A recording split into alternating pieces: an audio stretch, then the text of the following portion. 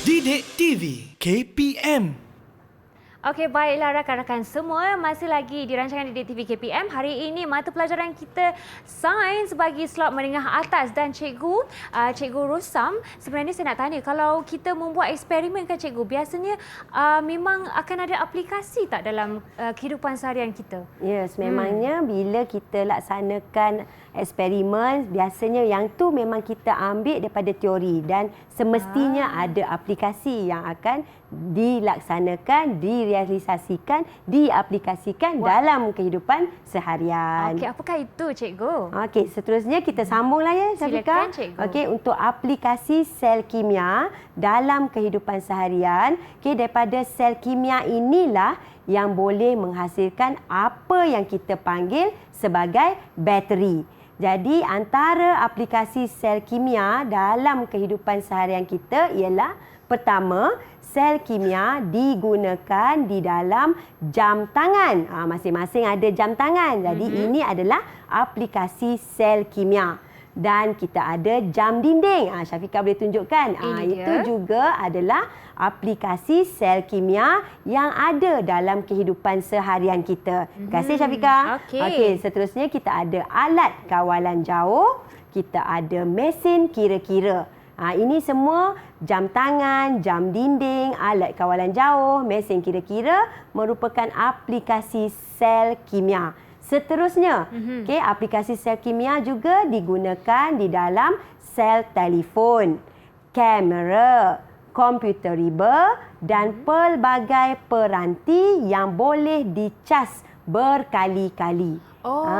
Itu adalah cas, dia masih ya, gunakan. maknanya kita gunakan aplikasi sel kimia tadi yang boleh menghasilkan arus elektrik. Okey, dan seterusnya turut digunakan di dalam mainan kanak-kanak sebagai sumber kuasa yang menggerakkan mainan tersebut. Jadi ini adalah antara aplikasi sel kimia dalam kehidupan seharian kita. Jadi kita perlu tahulah apa yang kita guna pakai ada dalam kehidupan seharian merupakan aplikasi sel kimia itu sendiri. Maknanya daripada tenaga kimia hasilkan tenaga elektrik. Jadi untuk selain daripada kita perlu tahu aplikasi sel kimia dalam kehidupan seharian, kita boleh rumuskan balik untuk sel kimia kita yang kita belajar hari ini, Syafiqah, bermula daripada definisi sel kimia itu sendiri. Maknanya sel kimia tu kita perlu tahu ada dua logam yang berlainan yang dicelup ke dalam elektrolit.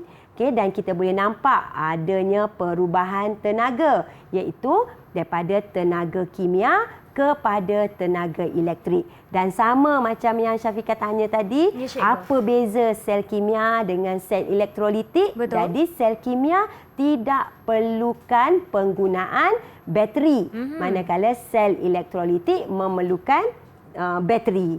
Dan seterusnya daripada eksperimen yang kita buat, yang pertama tadi eksperimen membina sel kimia ringkas. Maknanya kita ada dua logam yang berlainan, kita ada satu elektrolit, dah cukup lengkap untuk kita laksanakan aktiviti membina sel kimia ringkas. Maknanya kita ada yang tadi kita guna magnesium, kita ada kuprum, kan? Kita celup dalam larutan natrium klorida. Maknanya larutan natrium klorida itu merupakan elektrolit dan kita perlu faham siri elektrokimia yang mana logam berada pada terminal negatif, yang mana logam perlu berada pada terminal positif. Jadi semua kedudukan itu adalah berdasarkan siri elektrokimia. Kita perlu tahulah yang mana berada pada kedudukan lebih elektropositif dan juga kurang elektropositif. Dan seterusnya kita lihat pada lemon yang kita gunakan tadi, kan? Macam yang Syafiqah tanya, selain pada lemon, kita boleh cuba amali mudah tadi dengan menggunakan ubi kentang. Dan ada juga murid-murid boleh dapatkan buah kedondong. Kita cuba tengok macam mana daripada dua logam berbeza bila kita cucuk pada buah yang kita sebut tadi kedondong, apple, ubi kentang, semua tu akan hasilkan arus elektrik bila kita gunakan dua logam yang berlainan. Yang mudah kita boleh ambil paku besi. Sebab paku besi kita terletak dalam siri elektrokimia bahagian ferrum. Dan kita lihat kuprum tadi bila kita cucuk pada lemon menunjukkan berlakunya pesongan pada voltmeter, menunjukkan berlakunya arus elektrik mengalir. Dan begitu juga pada bahagian pasangan yang sama. Kalau pasangan logam yang sama, tak akan menghasilkan arus elektrik. Jadi contoh tadi kita guna paku besi, kita guna kepingan kuprum tidak akan menghasilkan sebarang bacaan. Kalau ada juga bacaan. Ya. Macam mana tu? Macam mungkin ada masalah sedikit pada alatan. Ya, dan kalau ikut teori, bila kita buat pasangan yang sama, memang tak akan dapat bacaan. Jadi biasalah bila kita buat eksperimen, kita perlukan 3 kali sekurang-kurangnya untuk dapat kejituan keputusan. 3 kali kita buat eksperimen dan kita dapatkan bacaan purata, itulah keputusan yang terbaik.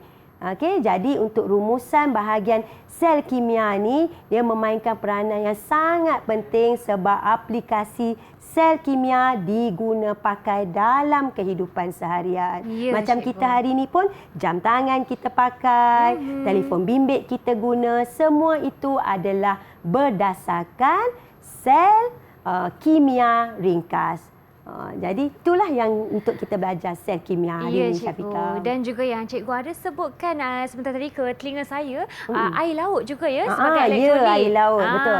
Sangat bermanfaat kerana menggunakan faktor hijau ya, Ya, cikgu. betul. Okey, baiklah cikgu.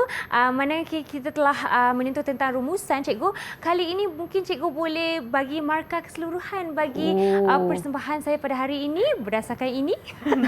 Kalau saya, pendapat saya hari ini persembahan dari segi pengajaran, pembelajaran yang disampaikan, yang ditunjukkan oleh Syafiqah, memang Syafiqah merupakan pelajar yang terbaik, layak mendapat wow daripada saya. Tahniah. Wow. Terima kasih cikgu. Okey, baiklah Cikgu Rosam. Terima kasih kerana berkongsi ilmu pada hari ini dan harapnya murid-murid kita dapat belajar daripada itu.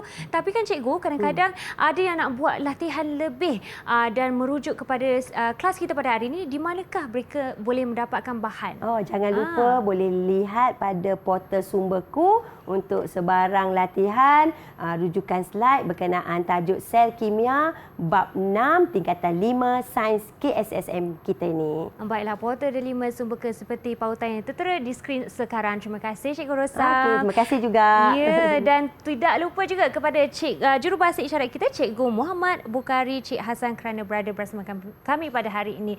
Okey, terima kasih kerana setia menonton sehingga ke penghujung rancangan kita. Berjumpa lagi selepas ini. Assalamualaikum, salam sejahtera. Bye-bye.